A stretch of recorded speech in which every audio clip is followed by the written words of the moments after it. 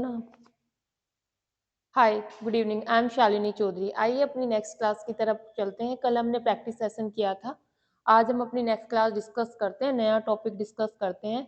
हमने गृह प्रबंधन का अर्थ पढ़ लिया है, हमने उसकी वैल्यूज पढ़ ली हैं और डिसीजन मेकिंग हम पढ़ चुके हैं। नेक्स्ट टॉपिक हम आते हैं डिसीजन मेकिंग के बाद संसाधन यानी कि रिसोर्स। रिसोर्स में हम क्या क्या पढ़ेंगे एक बार ये देख लेते हैं। हमारा नेक्स्ट टॉपिक है रिसोर्स यानी कि साधन। साधन में हम प्रस्तावना पढ़ेंगे, इसके उद्देश्य पढ़ेंगे, पारिवारिक साधनों का अर्थ पढ़ेंगे, साधनों का वर्गीकरण पढ़ेंगे, इनकी विशेषता पढ़ेंगे, साधनों के उपयोग के उद्देश्य पढ़ेंगे, साधनों के उपयोग द्वारा संतुष्टि की वृद्धि होती है वो पढ़ेंगे, साधनों के उपयोग के सिद्धांत और पारिवारिक साधनों को प्रभावित करने वाले कारक, और लास्ट में इसका मूल्यांकन देखेंगे यानी कि सारांश देखेंगे। संसाधन है क्या? जैसे कि आप लोग सभी जानते हैं कि साधन रिसोर्स, रिसोर्स से ही समझ में आ रहा है कि किसी भी लक्ष्य को प्राप्त करने के लिए जो हम सामग्री इकट्ठी कर लेते हैं वही हमारे रिसोर्स होते हैं। आप सभी को याद होगा कि लास्ट क्लास में हमने पढ़ा था, क्या पढ़ा था हमने? तीन हमने उसके तत्व पढ़े थे, आयोजन, नियंत्रण, मूल्यांकन, गृह प्रबंधन की। तो हमने पढ़ा था गृह प्रबंधन में क्या पढ़ा था?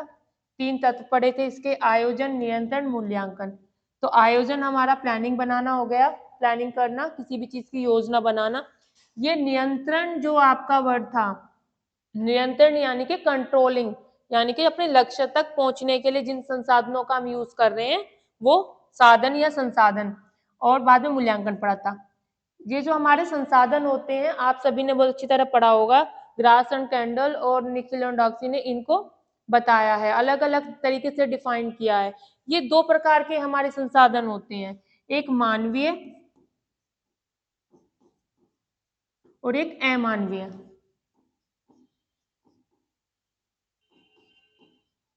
आगे देखेंगे मानवीय और अमानवीय क्या होते हैं। मानवीय जिनको चुराया नहीं जा सकता, सिर्फ फील किया जा सकता है, महसूस किया जा सकता है। अमानवीय जिनको हम आसपास के एनवायरनमेंट में देख सकते हैं। आगे डिस्क्रिप्टिव तरीके से पढ़ेंगे। इसके बाद जब हम आयोजन कर लेते हैं, नियंत्रण कर लेते हैं, मूल्यांकन करते हैं और फिर संसाधन का हम यूज करते हैं, दोनों तरीके से यूज करते हैं, मानवीय और अमानवीय से।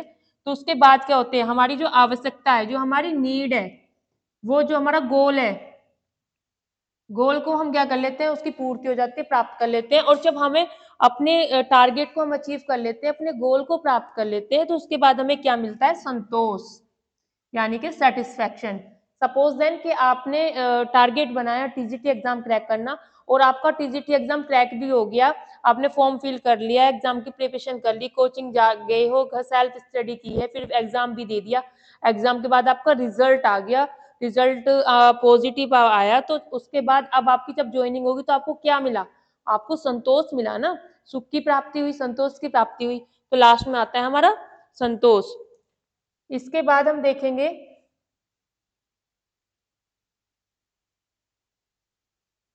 साधन, जो मैंने अभी आपको बताया था कि कौन कौन से होते हैं। पारिवारिक साधन, पारिवारिक साधन हमारे दो होते हैं, मानवीय साधन और अमानवीय साधन।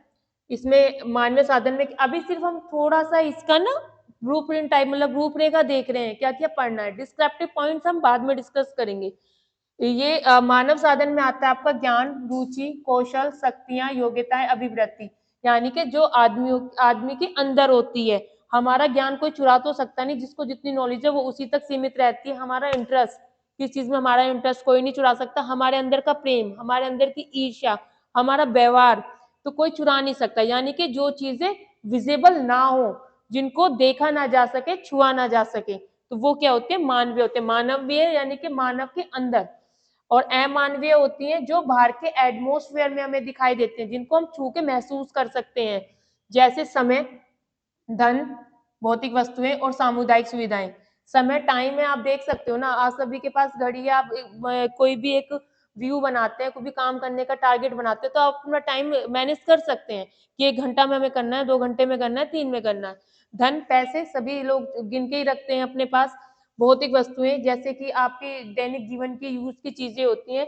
और सामुदायिक सुविधाएं जैसे हॉस्पिटल हुआ है, आपका जिम है, स्कूल्स हैं, कॉलेजेस हैं, इस तरीके की। ये कुछ इसके बारे में लिखा हुआ है डिस्क्रिप्टिव तरीके से, ये हम बाद में समझेंगे। इसके बाद नेक्स्ट हमारा इस क्या आता है,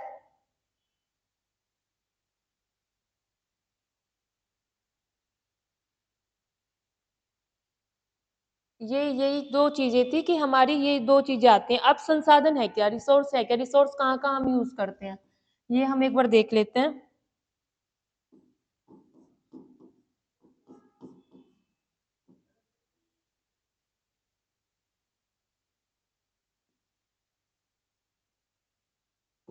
थोड़ा सा आज मोटा मोटा देख लेते हैं, उसके बाद फिर आगे का कल हम पूरा डिस्क्रिप्टिव तरीके से पढ़ेंगे।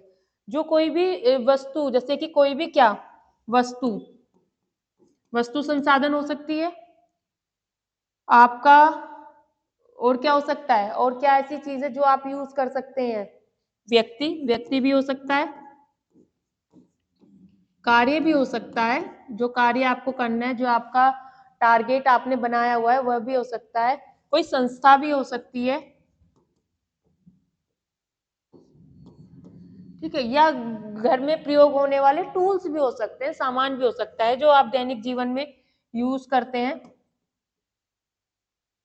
कोई आपका सामान भी हो सकता है। तो ये चीजें आपके संसाधन होते हैं। जब आप इन सभी का यूज करके किसी इसे हम अगर डिफाइन करें तो हम इसको ऐसे डिफाइन कर सकते हैं कि किसी वस्तु, व्यक्ति, कार्य या संस्था आदि का प्रयोग करके, आदि का यूज करके अपने लक्ष्य तक पहुंचते हैं। ये मैं अपनी लैंग्वेज में लिख रही हूं, अपने लक्ष्य की प्राप्ति करते हैं,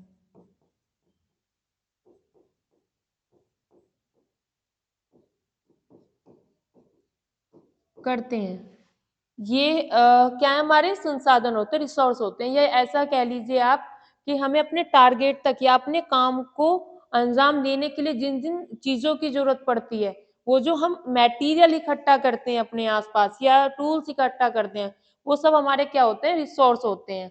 ठीक है, इसके हमारे दो फेमस जो विद्वान हुए हैं, ग्रास एंड कैंडल और आपके निकल एंड डॉक्सी, उन्होंने इन्हें अलग अलग तरीके से डिफाइन किया है, मानवीय और अमानवीय में। एक में कुछ ज्यादा है, एक में समय जो है हमारा, जो टाइम, टाइम एक मेजर फैक्टर रखा गया है। एक ने मानवीय माना है, एक ने अमानवीय माना है, एक ने दोनों में मतलब डेफिनेशन दी है। 2021 में हमारा क्वेश्चन भी आया था।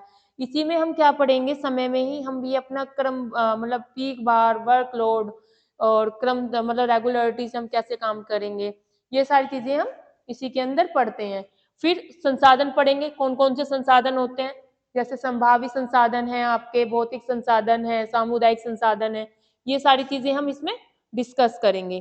तो आप सभी लोगों से मैं रिक्वेस्ट करती हूँ कि ये टॉपिक आप अपने, अगर टेक्स्ट बुक है आपके पास, या नेट से भी डाउनलोड करके इसको एक बार पढ़िएगा, क्योंकि ये टॉपिक जितना इजी है सुनने में, इतना ये उलझाने वाला भी है थोड़ा सा।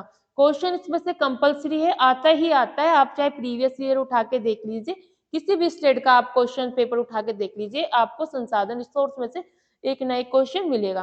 तो इसकी जो डिस्क्रिप्टिव क्लास होगी वो हम कल से कंटिन्यू करेंगे। अभी सिर्फ मेरा मोटो यही था कि मैं आपको थोड़ा सा मोटा मोटा बता दूं कि इसमें हम क्या क्या पढ़ेंगे और क्या क्या इसमें इम्पोर्टेंट और किस किस तरीके से हम पढ़ेंगे। Thank you.